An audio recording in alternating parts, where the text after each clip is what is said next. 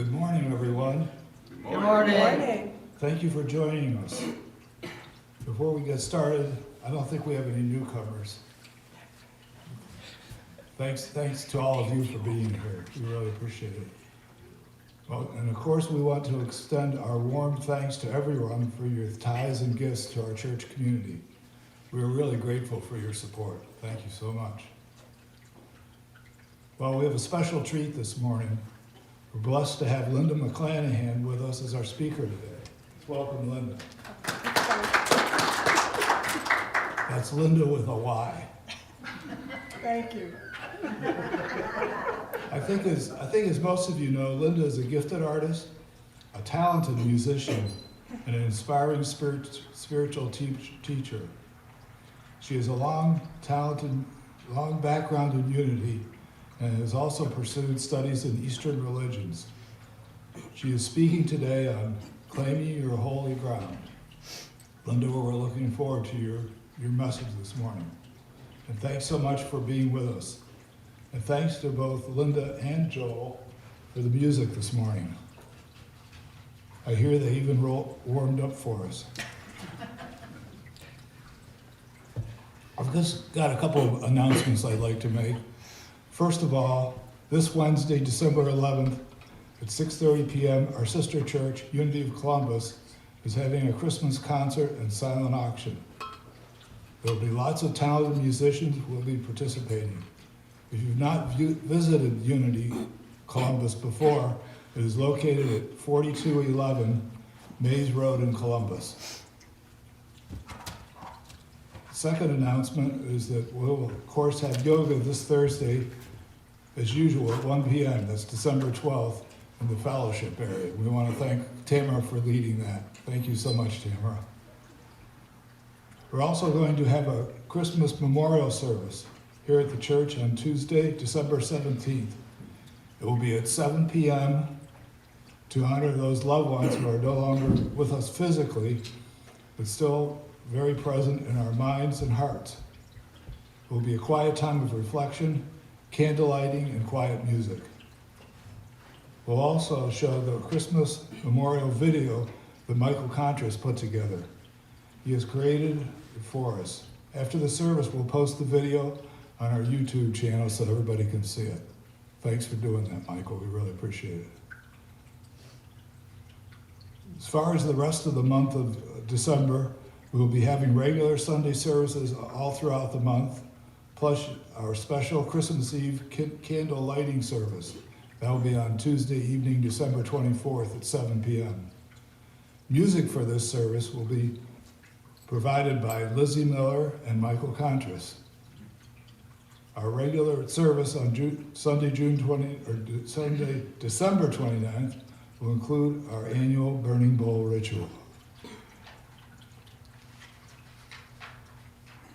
And now we'll begin with prayer.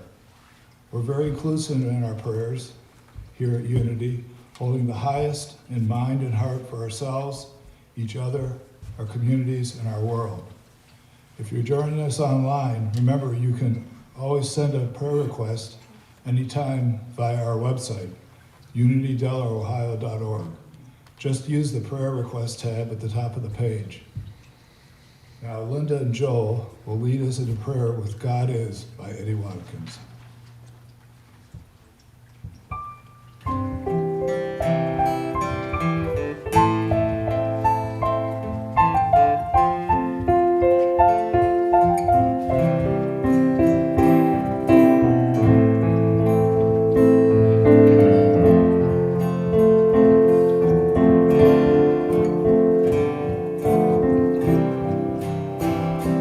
God is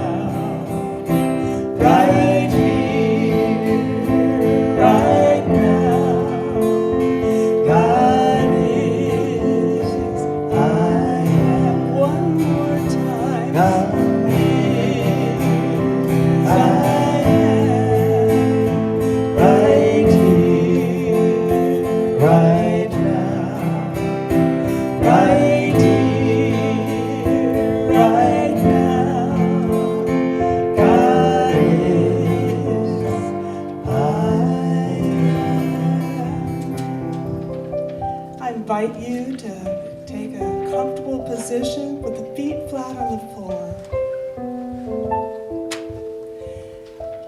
And I want you to imagine that there's nothing between you and the earth beneath your feet. And that there's a power emanating from the ground right up through the feet.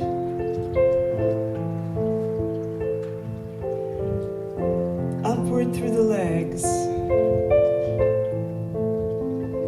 rising like a tender mist, energizing, healing.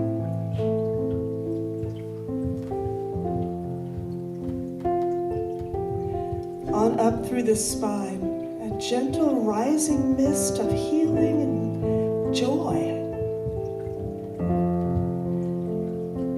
And we feel this earth power coming up. A source of limitless energy, knowledge, and power. Your own little piece of the world right here, supporting you.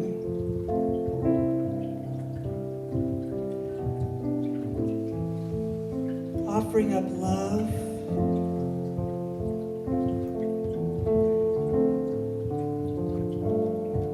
and a beautiful relaxation. God is, I am, right here, right now, right here, right now. God is,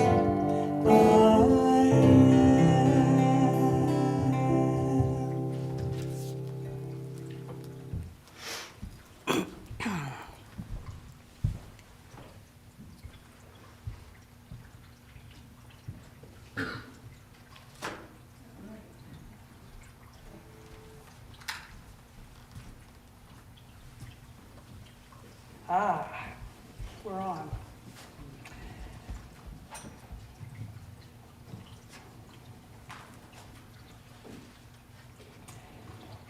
What are we going to do, our tune? We're supposed to do another tune.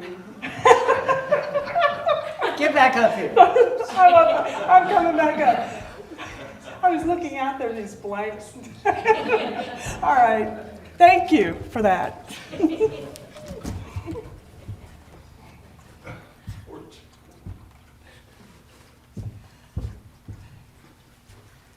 All right.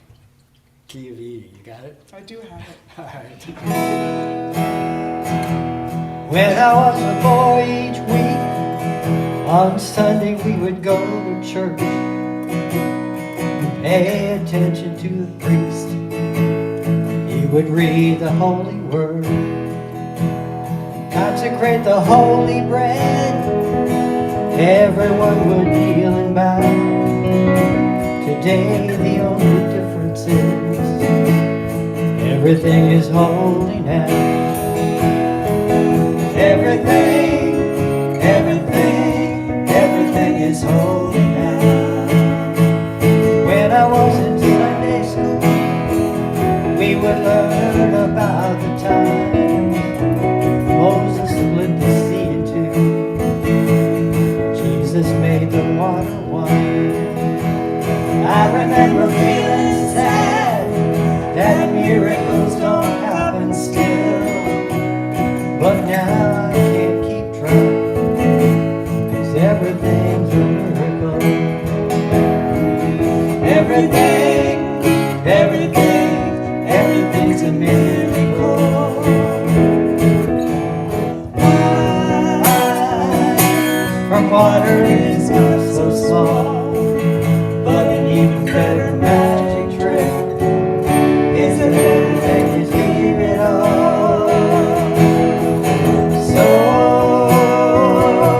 The challenging thing becomes not to look for miracles, but finding where there isn't one. When holy water was rare at best, it barely wet my fingertips.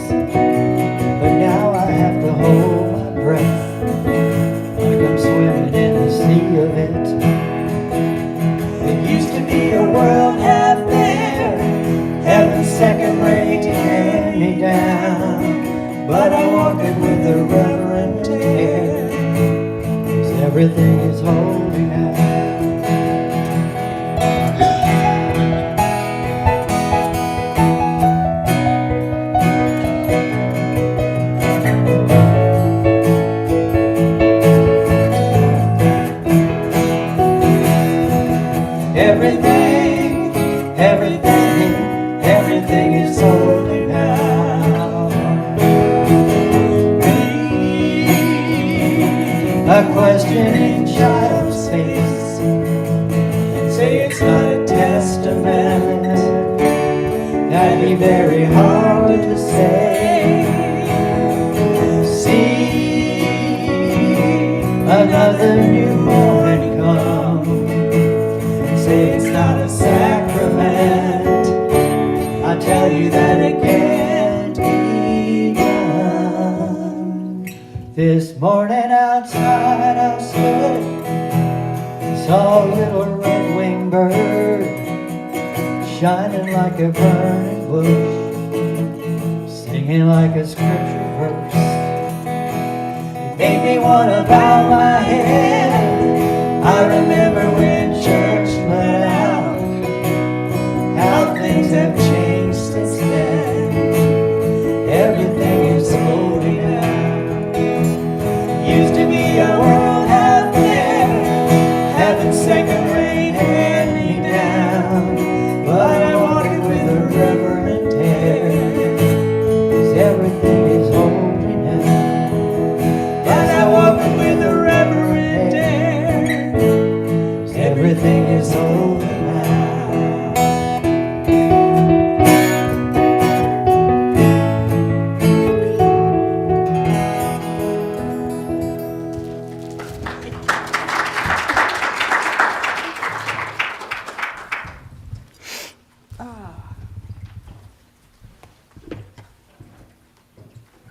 This is the right time, right?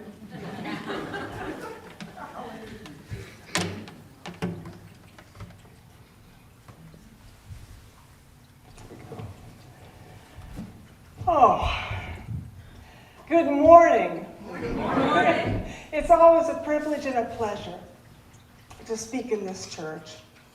Today's the second Sunday of Advent. And it's a time for spiritual preparation and anticipation of the winter solstice or the Christ child, or however we are receiving it. However we are receiving it, it's a time for quieting down, for looking inward, maybe reviewing our spiritual basics, maybe wrestling with some of the bigger questions in a new way. This is a natural time of withdrawal from the noise of the world. And there's an opportunity to make a nest, to kind of build a manger for something bigger and more expansive about ourselves to manifest. Now that's the ideal, right? But there are obstacles to realizing that ideal. And the biggest obstacle is the sheer noise of this world. You know, war, famine, disease, politics. It can be deafening, and it can overwhelm the nervous system.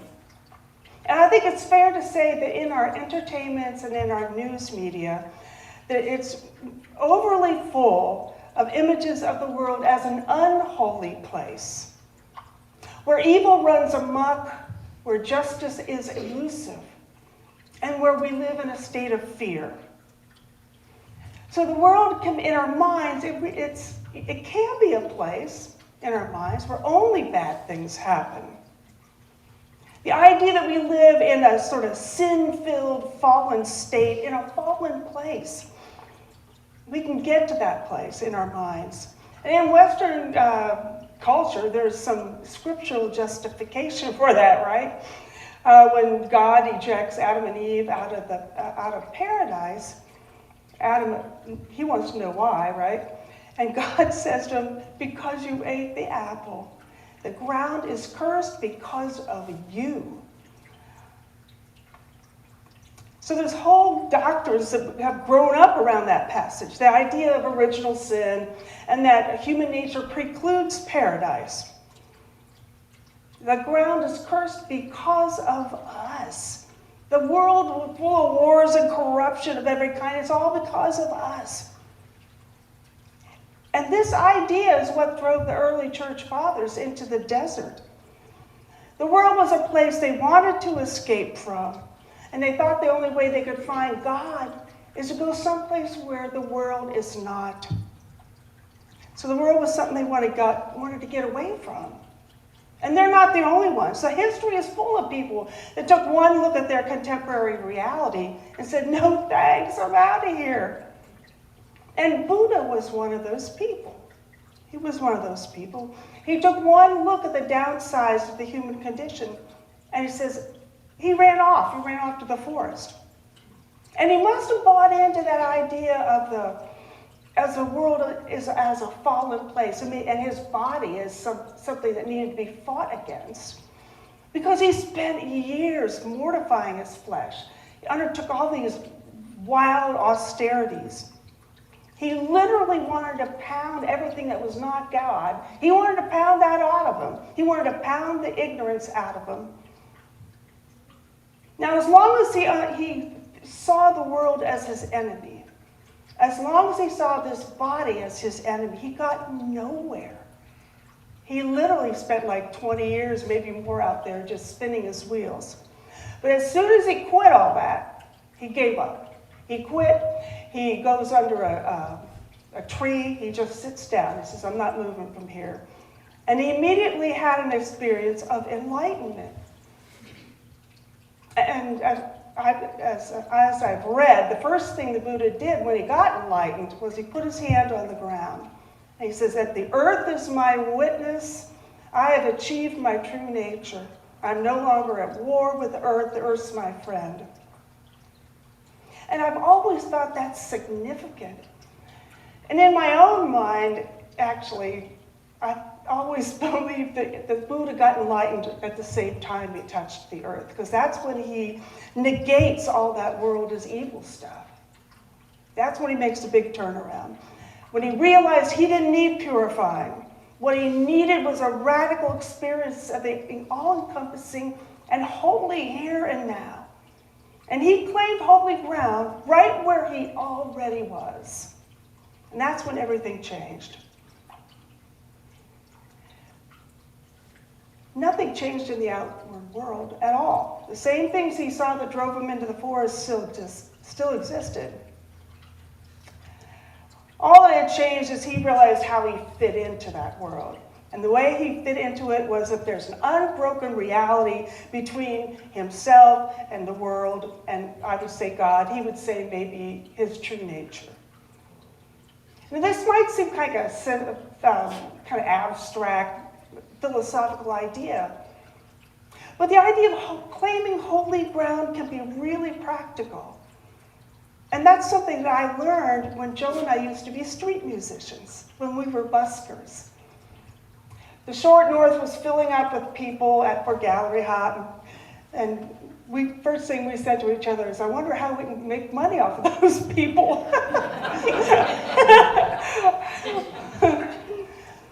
I'd always played the piano, but at that time I didn't have a portable piano. And we didn't really want to lug stuff up to High Street anyway. Back then the amps were huge and it was heavy, and we just didn't want to mess with it. So we just went up there cold. We didn't even ask anybody. And we just set up our little sandwich board and we just played our little hearts out. Now I'd never done anything like that before. And it was scary as all get out. I was just terrified. Because when you are a street musician, you haven't been invited by anybody. You just show up. And I knew that I had to get my power up if I was going to do it at all. But what I found was the only way to get my power up was to claim that piece of the sidewalk as mine. I owned it. I had a right to be there. I was there, and all of me was there, just howling into the night, right? It produced this kind of ecstasy, really. But first I had to claim that space for myself, and only for myself, and the fullness of myself. My mind and my body all had to be in harmony with that power. What about me? Him too. What about you? Well, we'll see. Well, I think he did too. I don't know what your inner workings were actually, but I had to be one with what I was doing And I came to believe that the place where I was, wherever I was holy ground, if I wanted it to be, and if I let it be. Now, this idea that there's this sort of oneness between ourselves in the world as the world has been a theme in my spiritual life from the very beginning. In college, I was a Zen Buddhist, and we studied with a man named Roshi Philip Kapleau, and he was based in Rochester, New York, and he had written a book that was sort of known, I guess, in the 70s, which was The Three Pillars of Zen. So it was kind of known. And he taught this really simple, down-to-earth Zen practice, and it was to count the breath. And that's the only instruction we ever got. And so whether we were meditating for a week, or if we'd been there for 5 years, it was the same instruction. But the other thing we did at the end of each meditation session was we would chant this poem called Hakuin's Song in praise of Zazen. It was a really long poem, and I don't remember the first part of it, but I always remember the last part, and I repeat it to myself to this day. And it goes like this. This earth where we stand is the pure lotus land, and this very body, the body of Buddha. This earth where we stand is a pure lotus land, and this very body, the body of Buddha. It's this earth, it's this body that allows enlightenment to occur. That allows this communion with our source, presence, God, whatever you want to call it. Realizing holy ground right where we are already. Now, this holy ground, I'm going to say, I assume it's everywhere. But the only place that I can experience is the place where I'm standing. The place where you're standing. That's holy ground. Even if we don't feel it, even if we don't believe it sometimes, we are standing on holy ground. There is an unbroken continuity between who and what we are in a small sense and who and what we are in a higher sense as Christ consciousness. Now, I think that declaring holy ground actually is a factor in all creative pursuits. It definitely factors into my work as an artist, as a visual artist. When I do art, the first thing I do is prepare the ground. I prepare the board. And because of the surface that I use, it's 1/4-inch plywood, there's a substance in wood called lignin, and over time it will migrate onto your surface and it'll darken the paint. And so the paintings I did when I first started out have the colors changed. So to keep that from happening, I go to great lengths to prepare the board. So I'm sanding it, shellac it twice. And then I prime it up to 5 times, sanding in between. And this process can take anywhere from 1 to 2 weeks, depending on the weather. But what I'm doing is it's almost like our Advent Sunday. I'm preparing a space for something else to manifest, for something larger than I normally am. I'm making a nest for that to manifest. And I'm claiming that board as mine. That's my piece of the sidewalk, the place where I am, all of me, right there. And it includes that awareness of an unbroken continuity between the small self and the big self, between the world without and the world within. When Moses went to the top of the mountain, he saw that burning bush. And he heard a voice saying, "Take your shoes off, Moses, because you're on holy ground." And I've wondered in the past, we've gone to a lot of temples in India, and I understand this concept of taking off your shoes. But I often have wondered, what was God really saying there? And what I get from it was, he's telling Moses to remove any obstruction between himself and the ground, and his ground, right? Remove any obstruction so your bare feet can just feel that power rising.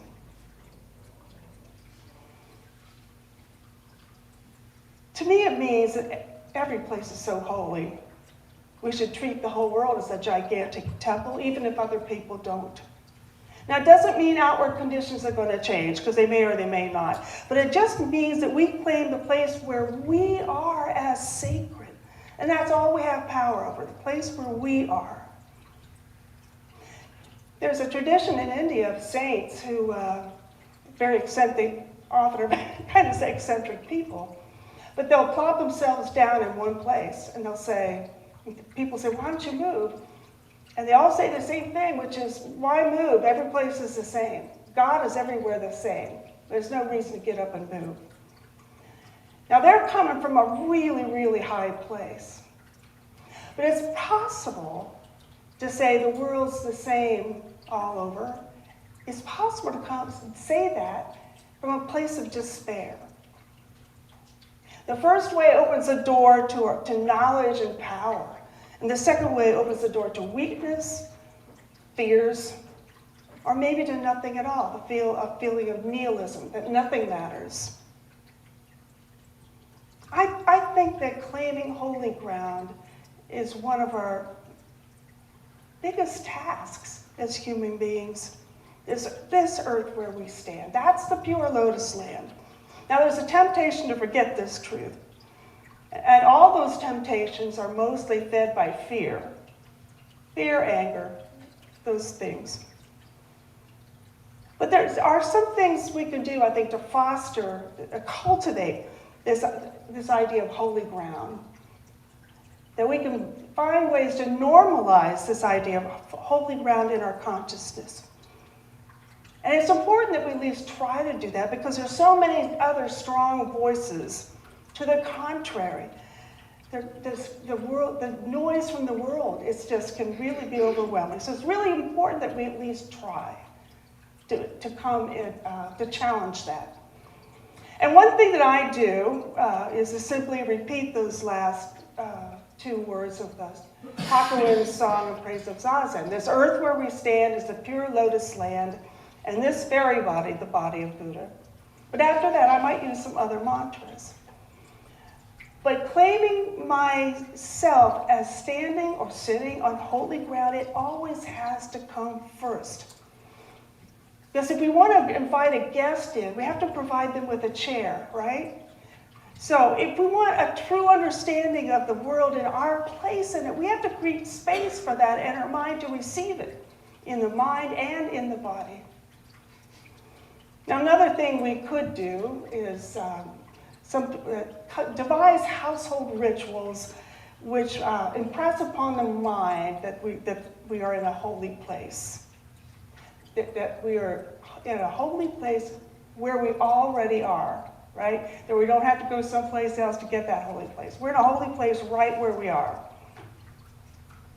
Some people remove the shoes inside the house, especially Asian households, right? And they are reminding themselves that their domestic space is just as holy as the temple, that there's no difference.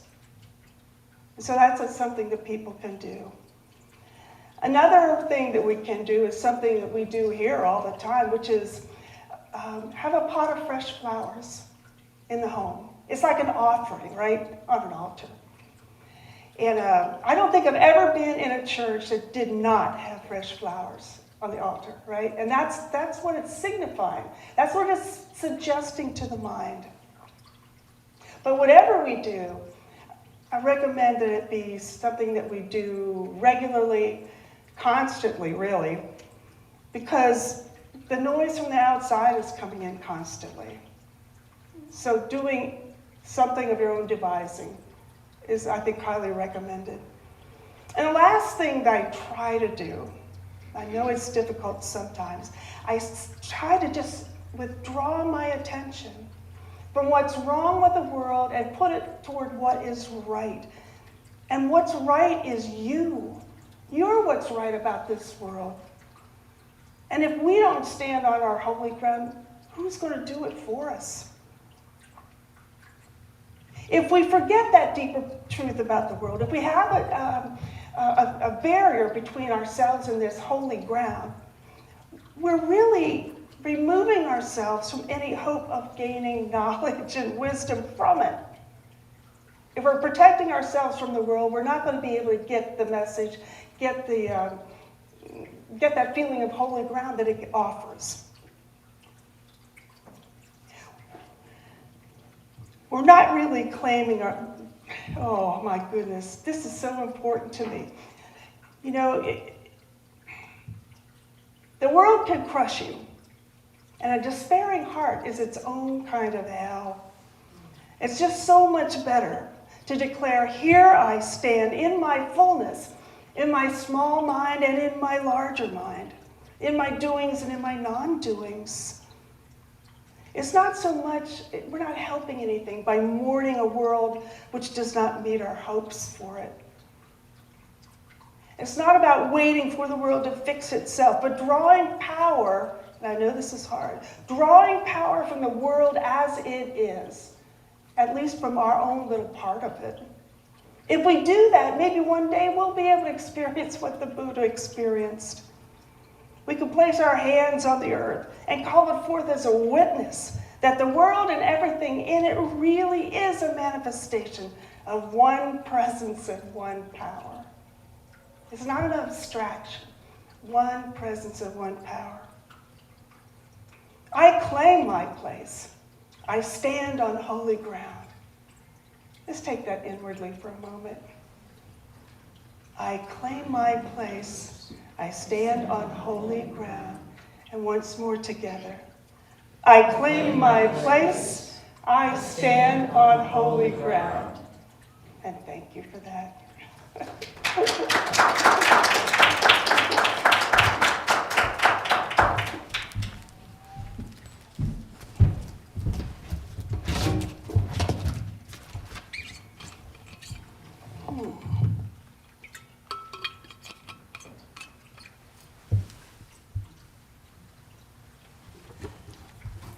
Well, we did this tune, probably 3 months ago, but it's so perfect for the talk, I thought we'd do it again.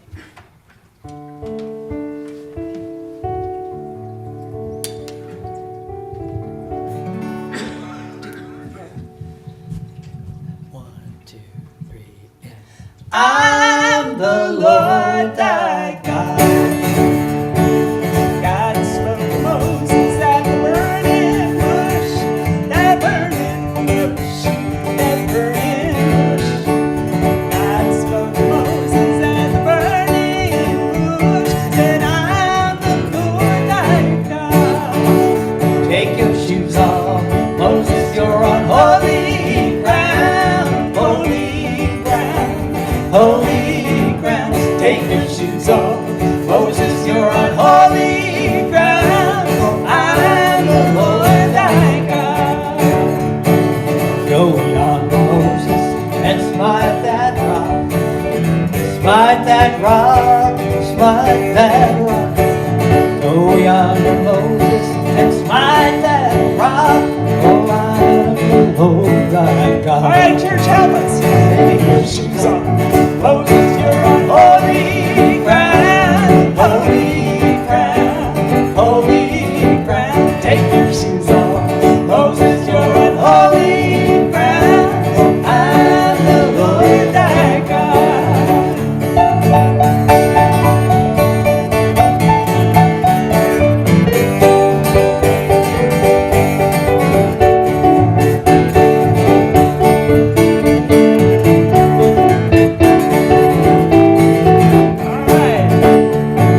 Stand still, Moses, see salvation work, salvation work, salvation work. Stand still, Moses, see salvation work, for I'm the Lord thy God. Take your shoes off, Moses, you're on holy ground, holy ground, holy ground. Take your shoes off, Moses, you're on holy ground. I'm the Lord thy God. For I'm the Lord thy God.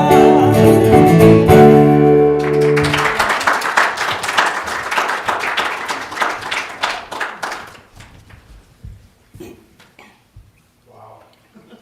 Thank you, Linda and Joel. Thank you so much. Linda, we need that holy ground. We do Thank you need for teaching us this morning. We appreciate it.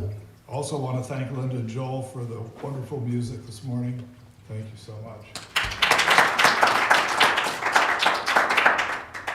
We want to thank Michael Contras for bringing us all together this morning here and out in the room. Thank you, Michael. And we want to thank Jennifer for some of the sweet treats that we have in the fellowship hall this afternoon, or I guess now almost this afternoon. Thank you. Okay, just a quick recap on the announcements. Keep in mind that on Wednesday, December 11th, this coming Wednesday, at 6:30 p.m., our sister church, Unity of Columbus, is having a Christmas concert and silent auction. Unity of Columbus is located at 4211 Mays Road, just off of Morris Road. We, of course, have yoga this Thursday at 1 p.m. Thank you, Tamara. And our Christmas memorial service here at the church, that's on Tuesday, December 17th at 7 p.m. We want to, in that service, we'll be honoring those loved ones who are no longer with us physically, but still very much in our minds and hearts. There'll be a quiet time of reflection, candle lighting, and quiet music. And we'll all show, and of course we'll be showing the video that Michael Contras put together with all our loved ones in it. So thank you. Okay, finally, I want to remind you that we will have our Christmas Eve candle lighting service once again on Tuesday. This will be December 24th at 7 p.m. I did have one more thank you. I wanted to thank Dennis for fixing the stall door in the women's restroom. Dennis, thank you so much. Dennis. Okay, any other announcements? Okay, all yes. Anyone who can stay after gathering for a little bit, we're going to be decorating for Christmas today, so anyone who can help for just a few minutes, we would appreciate it. Okay, I think we're ready for our peace song. Let's gather up.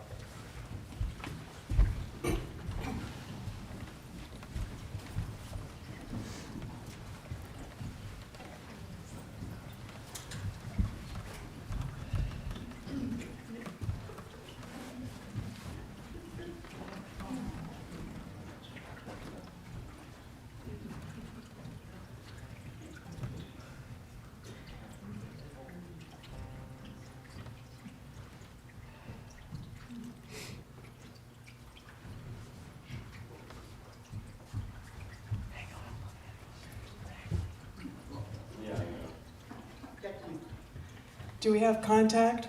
Okay, here we go.